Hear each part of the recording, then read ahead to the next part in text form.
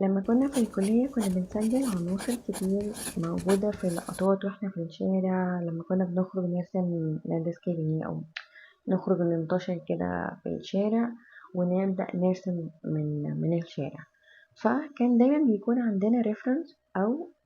سكتشات ولقطات احنا خدناها في نوت بوك، في سكتش بوك صغير، في ورق A4، في أي حاجة يعني مش تفرق. المهم ان احنا كان دايما بيكون عندنا لقطات، فلما كنا بنحضر محاضرات نحت بقى تصوير اي حاجة، كان بيبقى دايما عندنا حاجة نرجع ناخد منها عناصر. يعني مثلا ضغطة زي اللي احنا بنعملها دلوقتي دي كروكي جدا، سكتش كروكي خالص، فيها شوية تطويرات بسيطة قوي بقلم حبر بسيط خالص، ما فيهاش تفاصيل كتير، بس اللقطة بوضعية إنسان بيكلم إنسان بالطريقة دي كانت مهم إن هي تكون موجودة في لوحة ما. أنهي لوحة بقى لسه يعني ربنا مقدر لها إن هي تكون موجودة في لوحة،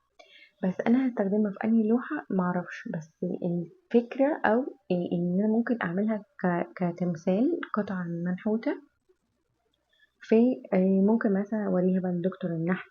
فاقول له دي حلوة مثلا اشتغل عليها مش عارفة ايه دكتور التصوير، طب اضيف العناصر دي للموضوع كذا.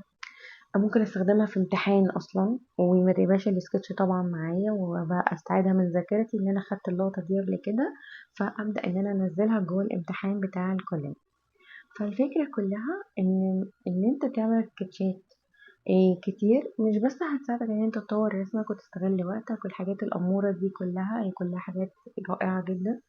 بس كمان عينك هتسجل وايدك هتسجل الخطوات اللي انت عملتها، فتقدر ترجع لها في اي وقت تاني تحتاج ان انت تشتغل بيه، او تركز ان انت تعمل سكتشات كتير وتجمعهم مع بعض يوم ما تيجي تعمل لوحة او تعمل فكرة خاصة بيك انت ومن جواك قوي، هتلاقي ان انت عندك شغل تقدر ترجع له، وتلاقي ان انت تقدر تشتغل عليه، تعدل عليه، تضيف له الوان whatever يعني انتوا هتستخدموها في ايه. فالفكرة ان انت بيكون كمان عندك reference، او الريفرنس دي من الواقع، انت خدتها لقطات، خدتها من الواقع. يعني عايزة اقول لكم ان انتوا مثلا ممكن وانتوا بتتفرجوا كده في رمضان في اي وقت ما او افلام تاخدوا لقطات، يعني انا عملت لكم قبل كده فيديو حاجات انا رسمتها من افلام ومسلسلات، لقطات اللقطة عجبتني بالطريقة رحت مصورة وملونة كمان، وممكن يبقى اصلا الفيلم ابيض واسود. فاشتغلوا كتير على الفكرة دي، لان حتى لو تخيلوا الفيلم كمان ابيض واسود فعجبتكم لقطة معينة بشعور معين انتوا حاسينه، فنزل في السكتش اللقطة،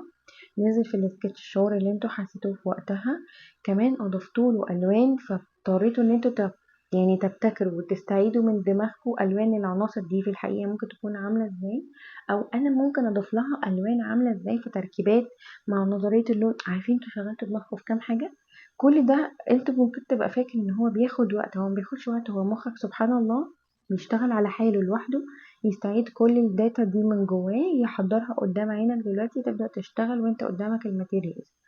فيخلوا دايما الالوان الماركرز دي لذيذه، بتكون سريعه وبتكون يعني بنشتغل عليها على طول وما بتاخدش وقت في التحضير، او مثلا الوان خشب حاجه كده اللي هو في السريع، فاهمين انتوا قصدي، تسجلوا اللقطه اللي انتوا حسيتوها في وقتها على طول. لما تيجي تستخدم اللقطات والكادرات اللي انت صورتها دي بتخلي لوحاتك بعد كده بتاعتك انت، يعني حتى لو عامل لوحة مستوحاة لفنان مثلا مشهور قديم او جديد او اي حاجة، بتخلي اللوحة بتاعتك بشبهك انت، ليك طريقة مختلفة. فهنا بقى بتكون خلاص خلقت الاسلوب والستايل بتاعك انت كفنان، مش مجرد ان انت بتعمل استنساخ او لوحة مستوحاة من فن معين او من طريقة رسم فنان معين، او حتى باستخدام العناصر بنفس الطريقة بتاعته. لا، بتكون ليك لمسة بتاعتك انت بتخليها مختلفة عن لوحة الفنان ده، وده اللي احنا واثقين فيه. يعني احنا دايما وقت الكلية كنا دايما بنسعى ان كل واحد مننا يكون ليه لوحة مختلفة بعناصر مختلفة وطريقة خطوط وفرش والحاجات دي كلها